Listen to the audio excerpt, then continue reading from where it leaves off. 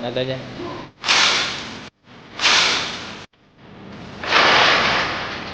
Bener kan? Bener kan?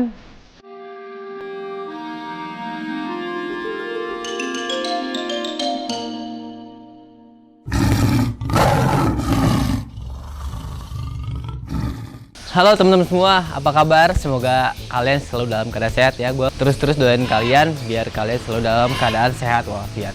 Oke, jadi hari ini gue rencananya mau mindahin satu satwa ke villa gue karena di sini biar Rupi sama kakaknya aja, karena ini satwanya ini bapaknya Rupi.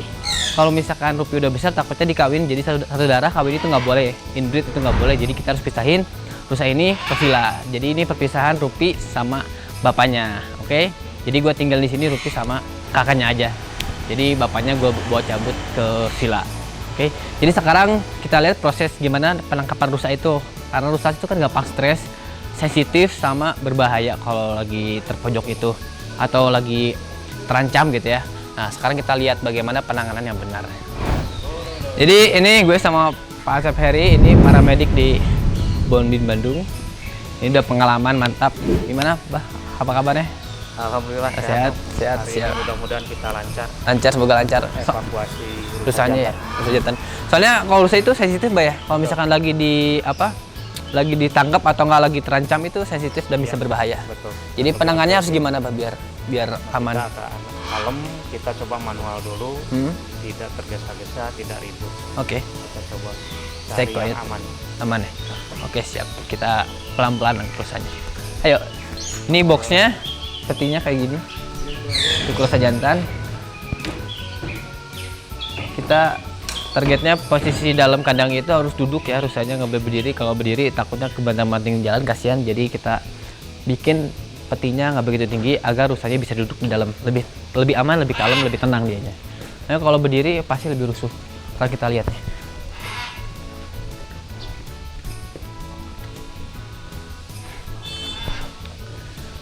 Jadi ini juga salah satu proses yang menegangkan ya, karena ini rusa bisa loncat, bisa nyeruduk orang, bisa berbahaya atau nggak bisa berbahaya untuk rusanya sendiri. Jadi kita harus sama orang yang profesional, pengalaman, dan harus tetap hati-hati. Kita lihat, ini bapaknya Rupi. Rupinya sih seneng dia bapaknya pindahin, soalnya Rupinya suka mau dikawin sama bapaknya, kan nggak boleh tuh. Sama Rupinya juga suka nolak kan, belum mau karena di umurnya belum cukup. Jadi kasihan, makanya kalau bapaknya di sini sama Rupi, kasihan Rupinya. Jadi bapaknya kita pindahin ke villa. Ini sekarang kita coba secara manual, kita bikin rusanya masuk ke dalam peti. Semoga dia mau, semoga dia bisa. Kemungkinannya dia nabrak, terus nyeruduk orang, atau ya apa, nyeruduk tuh bahasa Indonesia apa sih? Nyeruduk, nyundul, bukan nyundul ya, nyeruduk ya. Ya gitulah, nyeruduk kan, tahu kan lah, tahu sendiri. Nah, itu kemungkinannya, atau nggak loncat keluar pagar.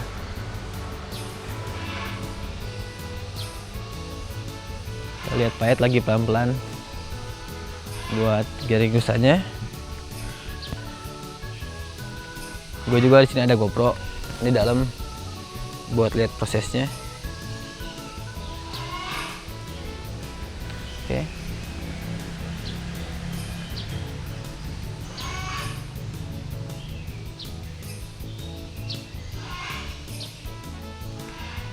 Harus tenang, pelan-pelan. Ini jangan dicontohin sama siapapun ya, karena berbahaya. Tanduknya itu bisa nyeruduk atau bisa nusuk ke orang, itu sangat berbahaya.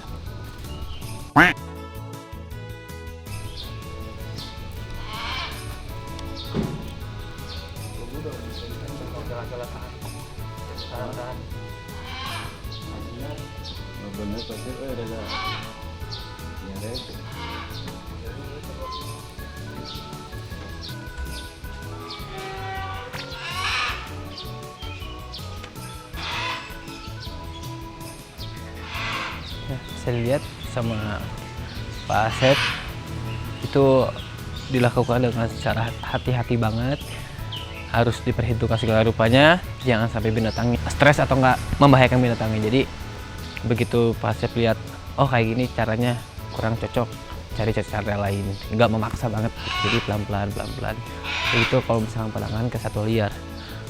Kalau dipaksa bahaya ke kitanya, bahaya ke satwa liar juga. Ini makanya nama satwa liar kayak gini, masih ada sifat liarnya. Oh sekarang tuh lihat penanganannya pakai jaring, baru coba pakai jaring. Itu cara kedua. Mungkin kalau pakai jaring masih nggak bisa, mau nggak mau dibius, ditulup gitu. Yang lo nggak sih, yang pakai sumpit panjang gitu di tiup, dibius. Itu cara terakhir. Kenapa kita nggak langsung pakai cara itu? Karena biaya pembiusan itu mahal dan dapat mengakibatkan rusanya gagal jantung atau nggak bisa mati. Makanya itu cara terakhir, ya. Cara terakhir untuk penanganan rusa, penangkapan satwa liar intinya. Mundur dikit, takut loncat. Ini bisa loncat. Mundur lagi terus, biar jadi yang ngambil stoknya. Kalau loncat di sini pasti loncat di sini, badannya masih di sini aing, percaya nggak? Ini sekarang penangkapan pakai jaring sama 3 orang profesional, kita lihat ya. Mereka udah profesional, mereka dulu di Bandung satu tim. Kan Pak Ayat sama Pak Lo itu di Bandung Zoo kan, udah lamanya. Pak Asep juga dari tahun 97 dia di Bandung Zoo sebagai paramediknya. Jadi emang udah pengalaman semua. Mundur lagi cuy, bahaya ini, bahaya.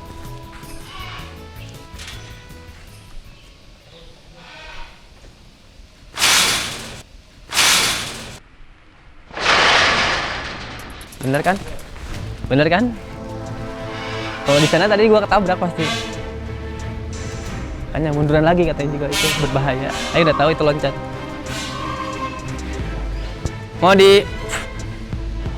Masih mau di jaring.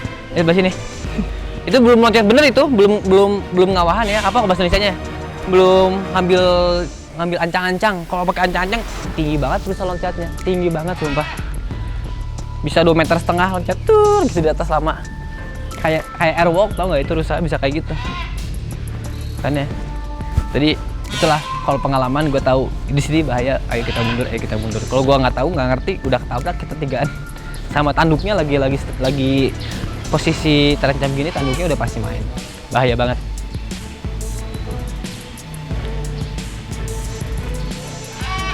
Jadi pagar rusa segitu sebenarnya nggak cukup ya. Cuman ini karena untuk holding aja dan mereka nggak keadaan tertekan, nggak akan loncat. Tapi kalau misalkan dia kaget atau nggak ada apa-apa pasti loncat kayak tadi. Merak juga ngasih alarm itu ada bahaya yang gue sebutin di alamnya tuh. Kalau harimau lagi hunting ke rusa ini harimaunya, terus merak lihat ada bahaya, dia alarm kayak gitu. Jadi rusanya tahu ada bahaya, sehingga harimau kadang suka gagal hunting gara-gara itu alarmnya.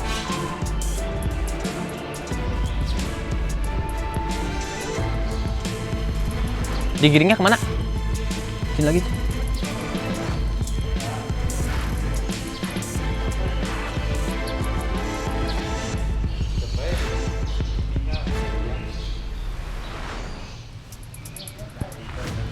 Oke.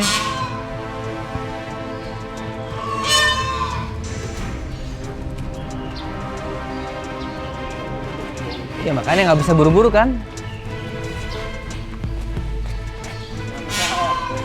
Oh buru-buru sundul itu mental itu.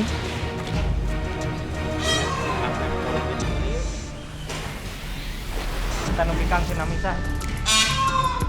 Kurang di dia weh. Si Rupi pindahin dulu. Pi, sini. Tuh udah pisah. Maju. Tutup. Nah, Terus itu Pak. setelah sih kita sekarang lihat. Awas loncat.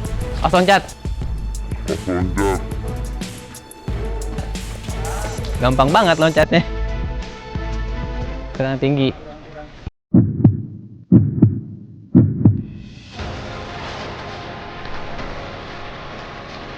Tenaganya.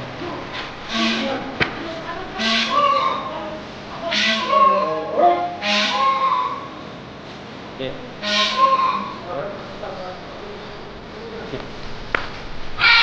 Kayak gini bisa habis nafas. Terusannya banyak.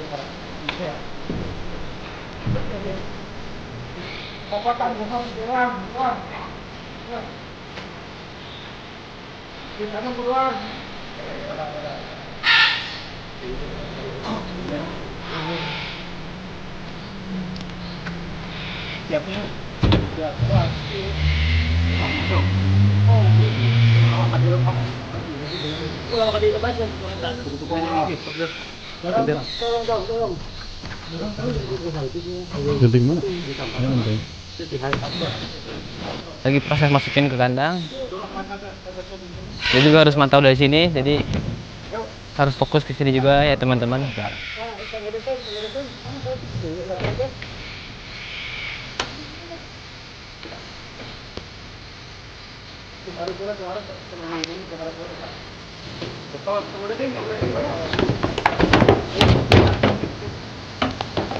Oke, sip. Udah masuk ke dalam. Tuh gua lihat dari GoPro, mantap. Sekarang biar tenang dulu, biar duduk.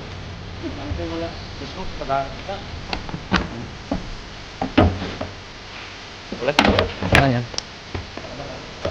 Tarik ke atas. Lagi menangkan diri dia. Tenang dulu. Sekarang kita tunggu bentar, langsung cabut ke villa untuk bawa ini rusa. Oke? Menegangkan kan? Itu rusa kayak gitu tenaganya. Kalau sehari-hari emang karena dia jinak, tenang, merasa aman, jadi kayak gitu kalem, kayak yang lemes kan, kayak yang nggak tenaga, tapi aslinya kayak gitu tenaganya. Gede, berbahaya cuy.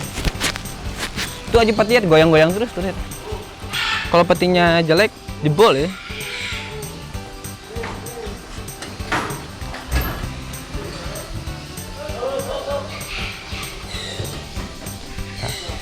Sekarang angkut ke dalam.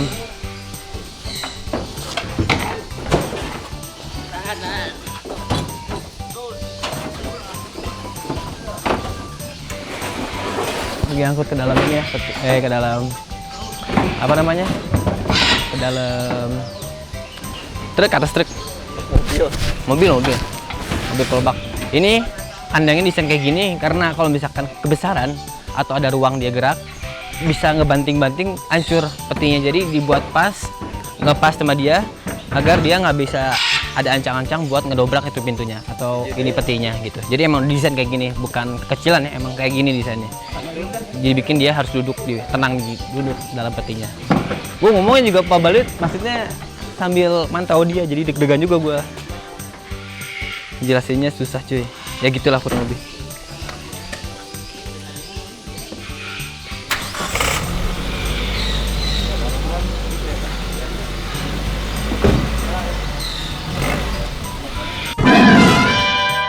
Misalnya sekarang dalam udah mulai duduk tuh, mulai tenang. Jadi kalian jangan khawatir, emang kayak gitu prosesnya. Ini namanya satwa liar, jadi prosesnya emang kayak gitu. Ini sama orang profesional semua, penanganan satwa liar kurang lebih kayak gitu. Itu cara terhalus ya, banyak cara-cara yang lebih kasar dan itu emang biasa dan umum gitu untuk penangkapan satwa liar.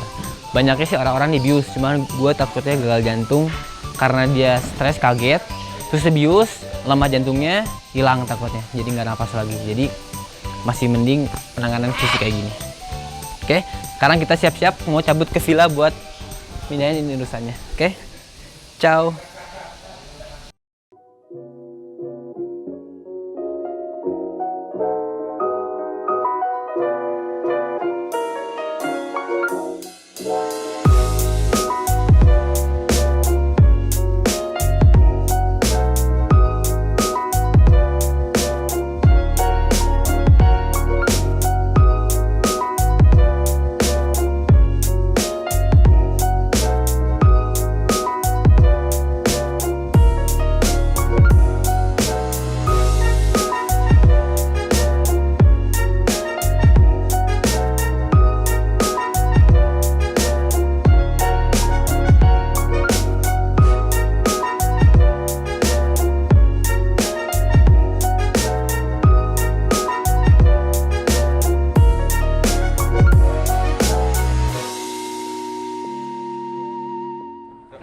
Oke guys, jadi gue udah di villa sekarang. Waktunya untuk nurunin pusat jantung tadi yang gue bawa dari rumah ya. Gue bawa dari rumah. untuk dilepasin di villa. Sekarang kita taruh dalam dulu, diamin dulu biar dia adaptasi. Biar tenang dulu di perjalanan ya. Sebenarnya nggak jauh dari rumah tadi, 30 menit 40 menitan. Oke. Ini gue rame-rame, semuanya pegawai gue ya, pegawai dari rumah sama pegawai villa. Ini supir satu, jadi orang luarnya hanya supir callback sama dokter sama Pak Asep tadi sama para medis gitu. Jadi semuanya orang internal gue, bukan tiba-tiba out of nowhere ngumpul gitu, enggak. Oke.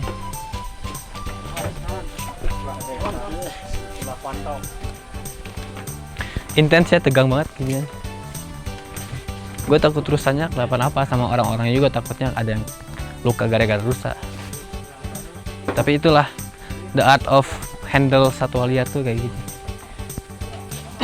Dimanapun sama, satwa liar penanganannya kayak gini.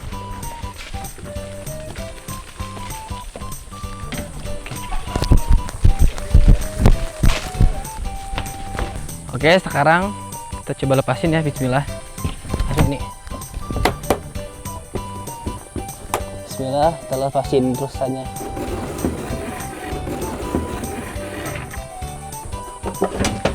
Oke, rumah baru. Bingung dia. Di mana ini?